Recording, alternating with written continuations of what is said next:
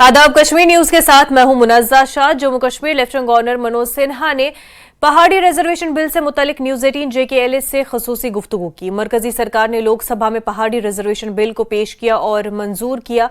News 18 JKLH के senior editor Tejendra Singh Sodhi ने मनोज सिन्हा से इस हवाले से तफसीली बातचीत की।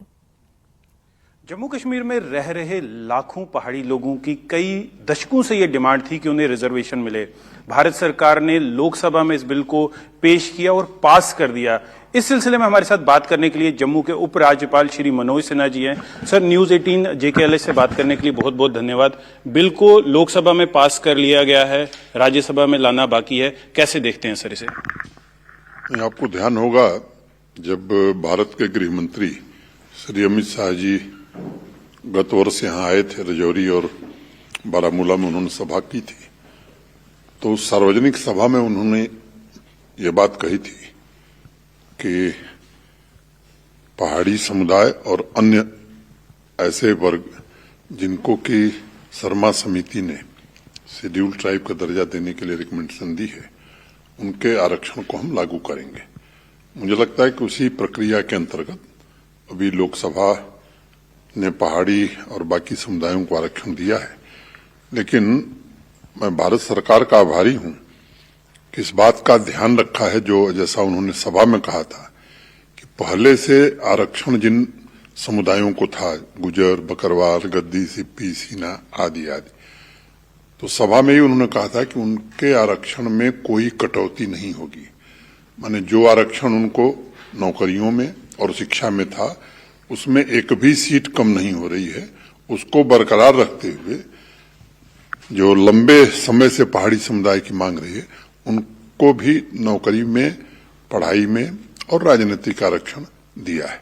मैं समझता हूं कि यही सबका साथ सबका विकास की बात जो माननीय प्रधानमंत्री जी करते हैं, उसको सही मायने में जमीन पर उतारने की कोशिश हो रही है। दूसरी बात मैं आपके माध्यम से जरूर कहना चाहूंगा कि सामान्य रूप से जिन लोगों को पहले से अनुसूचित जनजाति या शेड्यूल ट्राइब का दर्जा था, उनके लिए जम्मू कश्मीर में काम भी वास्तव में 5 अगस्त 2019 के बाद शुरू हुआ। देश की संसद ने फॉरेस्ट राइट एक्ट बहुत पहले पारित किया था। देश के बाकी राज्यों में फॉरेस्ट राइट एक्ट आदिवासी समुदाय को दे दिया गया था, लेकिन यहां जम्मू कश्मीर में अभी 4 साल पहले दिया गया है। आजादी के बाद से और 4 साल पहले तक कुल 26 हॉस्टल बनाए गए थे और पिछले 4 वर्षों में 8 हॉस्टल बना करके दे दिए गए। 25 नए हॉस्टलों का काम चल रहा है। जो सीजनल टीचर्स थे उस समुदाय के 4,000 रुपए वेतन पाते थे, उनका वेतन बढ़ा करके 10,000 रुपए कर दिया गया। माइग्रेशन में उस समुदाय को इतनी कठिनाई होती थी, 2-2 महीने लग जाते थे, तो उनके लिए भी सरकारी साधन का इंतजाम किया गया और उनके पशुओं के लिए भी सरकारी साधन का इंतजाम किया गया।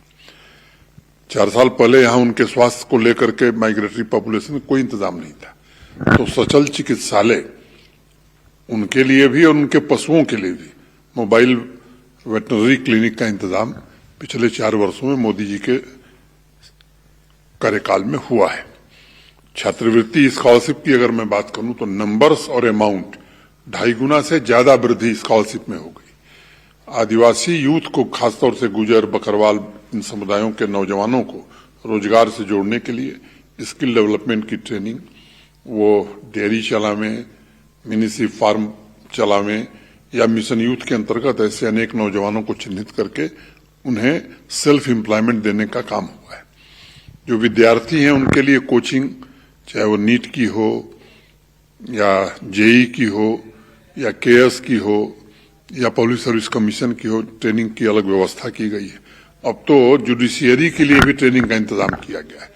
तो मैं समझता हूं कि इस समुदाय के लिए प्रधानमंत्री जी के नेतृत्व में हमारे प्रशासन ने बहुत ही सराहनीय काम किया है।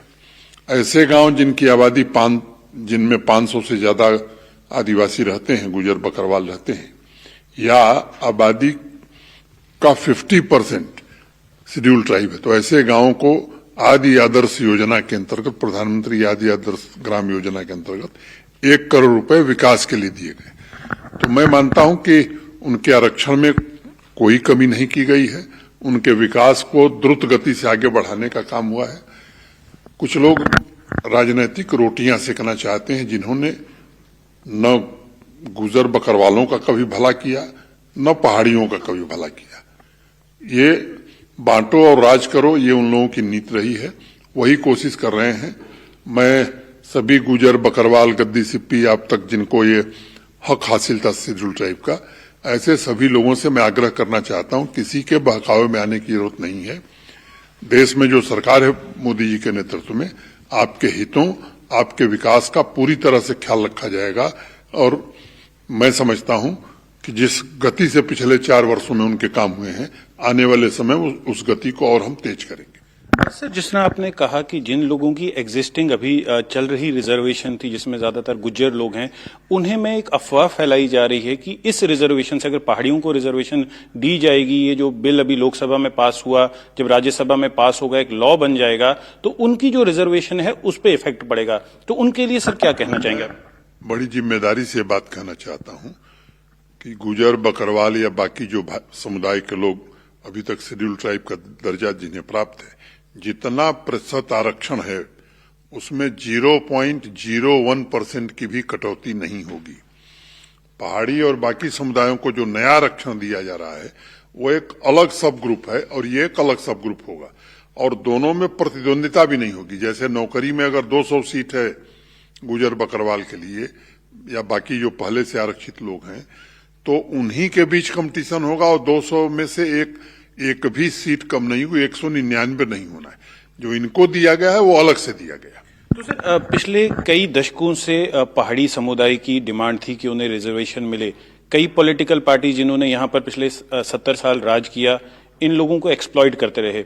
अब इन लोगों को जो डिमांड इतनी काफी देर से पेंडिंग है, उससे केंद्र सरकार और आप उसको फुलफिल कर रहे हैं, लेकिन कुछ पॉलिटिकल पार्टीज हैं उनको भड़काने का काम कर रहे हैं। सर, उन पॉलिटिकल पार्टीज को क्या कहेंगे सर? ये सच है कि यहाँ का पहाड़ी समुदाय लंबे समय से इसके लिए आंदोलनरत था, प्रयत्न कर रहा था, और माननीय प्रधानमंत्री जी ने उनकी आकांक्षाओं और अपेक्षाओं को इस आरक्षण विधेयक से पूरा किया है, जो लोकसभा से पारित हो गया, राज्यसभा भी पारित कर लेगी। जिन लोगों ने केवल आश्वासन की रोटियां लोगों को खिलाई हैं, मैं समझता हूं कि उनके चेहरों को जम्मू कश्मीर के गुजर बकरवाल हों या पहाड़ी हों, सब जानते हैं। और मैं उनसे निवेदन करूंगा कि ये कभी आपके हितैषी नहीं रहे हैं। ये आपस में झगड़ा करा करके अपने राजनीतिक स्वार्थ की रोटियां सेकना चाहते हैं कुछ लोग। इसमें फंसने की जरूरत नहीं है। सर, जो पहाड़ी समुदाय है काफी दूर दराज के इलाकों में रहता है, कई फैसिलिटीज की एक्सेस नहीं है उन्हें। अब इस रिजर्वेशन से उन लोगों को क्या क्या फायदा होगा सर? नहीं, स्वाभाविक रूप से एक तो माने इनको नौकरियां मिलेंगी, एजुकेशन में आरक्षण मिल जाएगा, प्रोफेशनल कोर्सेज में, पॉलिटिकल रिजर्वेशन भी इनको मिलेगा। जो बड़ी बात होगी, जिन योजनाओं का जिक्र मैं कर रहा था, जो गुजर बकरवाल और बाकी समुदाय के लोगों को मिल रहा था, ये योजनाएं अब उन समुदाय को भी, पहाड़ी लोगों को भी मिलेंगी। उनके लिए भी स्किल डेवलपमेंट की ट्रेनिंग होगी, इंटरप्रेन्योरशिप का प्रोग्राम उनके लिए भी चलाया जाएगा, उनको भी स्कॉलरशिप मिलेगी, उनके लिए भी छात्रावास बनेंगे। आदि आदर्श ग्राम योजना में उनके गांव में भी, जहां उनकी आबादी 500 या 50% से ज्यादा होगी, 1 करोड़ रुपए अलग से ट्राइबल प्लान में मिलेगा। तो निश्चित रूप से विकास होगा। बिजली, पीने का पानी, स्वास्थ्य, इन सभी चिंताओं का समाधान ट्राइबल प्लान के अंतर्गत किया जाएगा। सर, एक आखिरी सवाल पूछूंगा आपसे। जो लोग पुंछ राजौरी में इस इशू को लेकर प्रोटेस्ट कर रहे हैं, उन्हें क्या कहेंगे सर? मैं उनसे यही अनुरोध करूंगा कि आप किसी के बहकावे में न आइए और आपके विकास को पिछले 4 वर्षों में गति देने का हम लोगों ने काम किया है, और आगे और तेज गति से आपके विकास को आगे बढ़ाएंगे। ये कुछ लोग हैं जो आपको गुमराह कर रहे हैं, उनके बहकावे में मत आइए। आपके हित के साथ कोई छेड़छाड़ नहीं हुई है, और मैं आपको भरोसा देता हूं कि कोई छेड़छाड़ और कोई कमी नहीं होगी। सर, न्यूज 18 से बात करने के लिए बहुत बहुत धन्यवाद। न्यूज 18 के लिए मैं तेजिंदर सिंह सोढ़ी। पुलिस की तरफ से किए गए एक टारगेटेड ऑपरेशन के दौरान देसी साख्ता धमाका खेज आलात में इस्तेमाल होने का मवाद जब्त किया गया है और पुलिस के मुताबिक एक एफआईआर के तहत इलाके में ये कामयाब ऑपरेशन अंजाम दिया गया। तलाशी के दौरान रशीद नजार के घर से धमाका खेज मवाद, आईईडीज, मैगजीन के साथ एक जंगालुदा पिस्तौल और SLR AK-47 पिस्तौल और गोला बारूद बरामद किया गया, जो कि क्रांकेश्वर सोपोर के हलाक दहशतगर्द कयूम नजार का भाई है। राशिद नजार को भी हिरासत में लिया गया है। पुलिस की जानिब से शहर में सिक्योरिटी को बरकरार रखने और मुमकिन खतरात को रोकने के लिए जारी कोशिशों की निशानदही कर रही है। जराये का कहना है कि यह कार्रवाई मुसद्दिक़ा इंटेलिजेंस मालूमात की बुनियाद पर की गई। फिलहाल पुलिस ने केस के हवाले से मजीद मालूमात जारी नहीं की है, ताहम उम्मीद की जा रही है कि तफ्तीश आगे बढ़ते ही मजीद तफसीलात सामने आएंगी। सोपोर पुलिस ने मिलिटेंटों के एक कमीनगाह को तबाह करने का दावा करते हुए इसमें छुपाए गए असला और गोला बारूद को जब्त किया है। कमीनगाह से बारूदी सुरंग में इस्तेमाल किए जाने वाले मवाद के साथ साथ एक पिस्तौल और काफ़ी मिकदार में गोला बारूद भी जब्त किया गया है।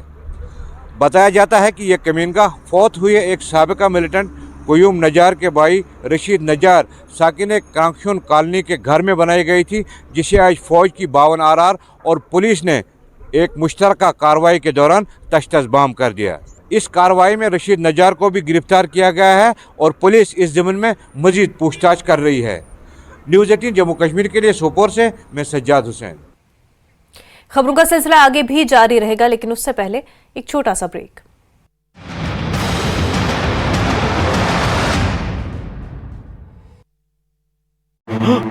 क्यों करेंगे बात, कश्मीर की तीनों सीटें पहले से एनसी के पास।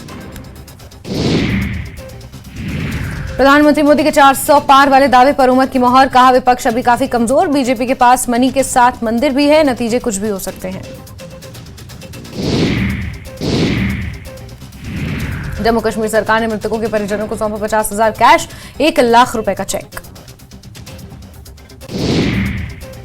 जम्मू कश्मीर में मनाया गया मिराज उल नबी, अकीदतमंदों ने इबादत में गुजारी रात, दरगाह हजरत बल पर मुए मुबारक की जियारत कराई गई।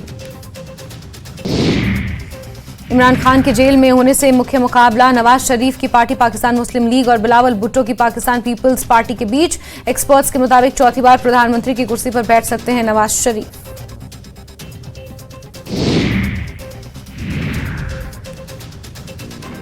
पटन के मत्तीपोरा के लोगों ने प्रदर्शन कर खाद्य उपभोक्ता मामले एवं सार्वजनिक वितरण विभाग सिंहपुरा पटन पर लगाए आरोप।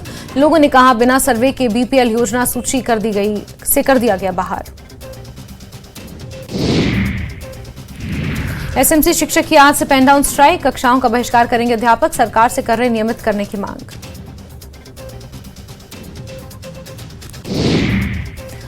मुख्यमंत्री सुखविंदर सिंह सुक्खू का आज ज्वालामुखी विधानसभा क्षेत्र का दौरा, करोड़ों के विकास कार्यों का करेंगे उद्घाटन और शिलान्यास। स्थानीय विधायक संजय रतन भी रहेंगे मौजूद। ऊना के दौरे पर रहेंगे उप मुख्यमंत्री मुकेश अग्निहोत्री, अपने गृह विधानसभा क्षेत्र में करेंगे करोड़ों की योजनाओं का शिलान्यास और उद्घाटन। लाहौल स्पीति और कुल्लू में भारी बर्फबारी से अभी भी करीब 180 सड़कें बंद, लोक निर्माण विभाग की मशीनरी बर्फ। ब्रेक के बाद आपका खैर मकदम है। पीएम मोदी के 400 सीटें जीतने के दावे पर रद्द-ए-अमल जाहिर करते हुए नेशनल कॉन्फ्रेंस के नायब सदर और साबिक वज़ीर-ए-आला उमर अब्दुल्ला ने कहा कि ओपोजिशन की कमजोरी की वजह से ऐसा दावा किया जा रहा है और उन्हें उम्मीद है कि ओपोजिशन पार्टी अपने इख्तिलाफात को एक तरफ छोड़कर मुत्तहिद हो जाएंगी। उन्होंने कहा कि यकजहती से ही एनडीए को तीसरी बार इक़्तिदार में आने से रोका जा सकता है। मेरे साथ इस वक्त बात करने के लिए हैं जम्मू कश्मीर नेशनल कॉन्फ्रेंस के वाइस प्रेसिडेंट और former chief minister Omar Abdullah. Sir, News 18 से बात करने के लिए बहुत बहुत धन्यवाद, शुक्रिया। 2 किलिंग्स हो गई, एक और टारगेट किलिंग, क्या कहेंगे सर? सबसे पहले तो जो 2 गुजर गए हैं इस हमले में, उनके घर वालों के साथ हमदर्दी और अफसोस। उसके साथ साथ इस हमले की जितनी निंदा की जाए कम है। श्रीनगर बीचों बीच इस तरह का हमला होना ये कोई मामूली बात नहीं है।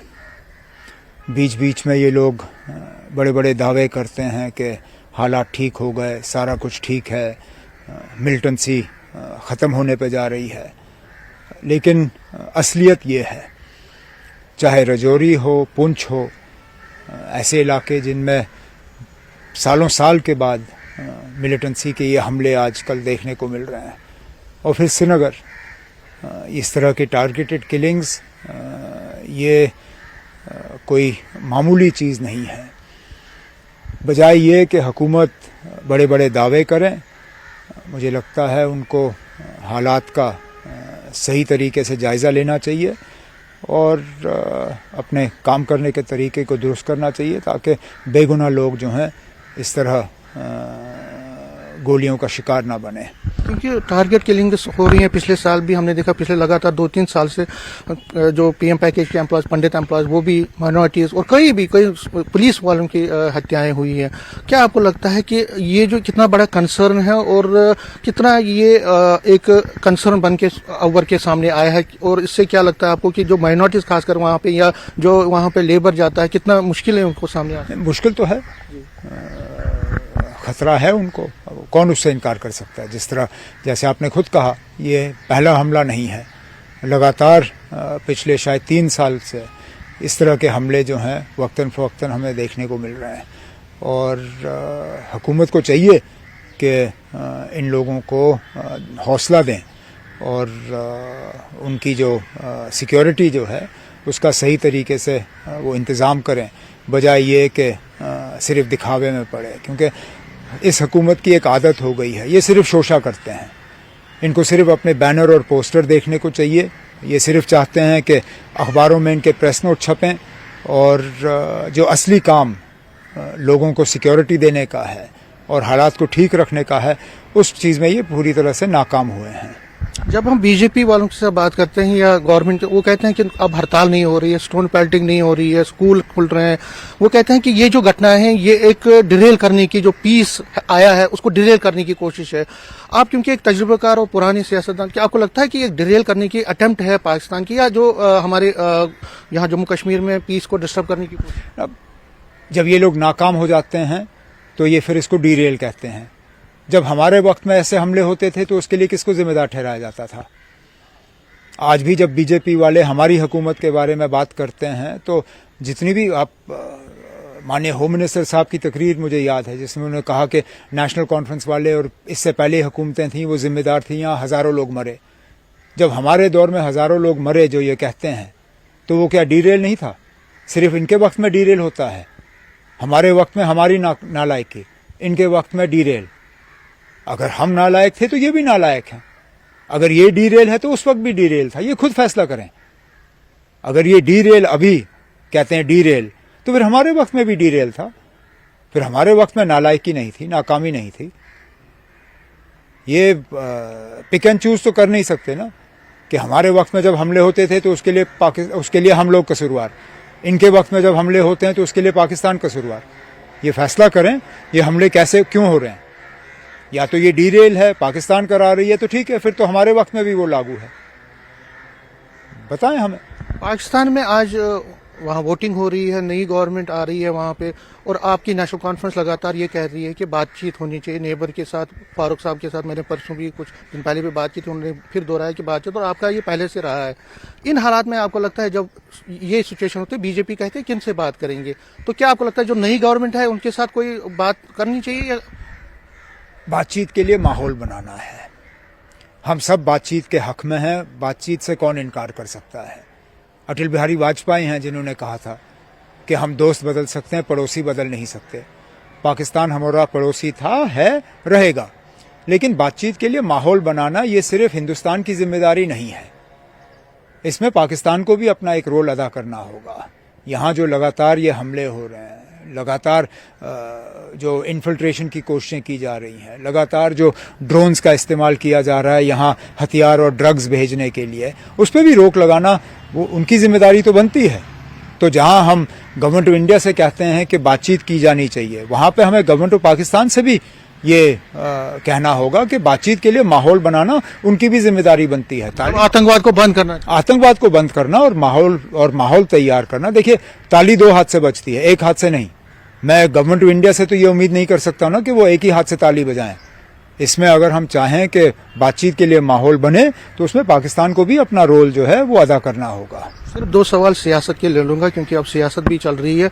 आपने कल कहा कि कांग्रेस के साथ बातचीत कर सकते हैं और कांग्रेस अगर जो 3 सीटें हैं एनडीए के पास हैं, बीजेपी के पास हैं जम्मू कश्मीर की, उसमें बात हो सकती है। इसका मतलब आपने क्लोज कर दिया 3 सीटें जो वो है वो नेशनल कॉन्फ्रेंस लड़े।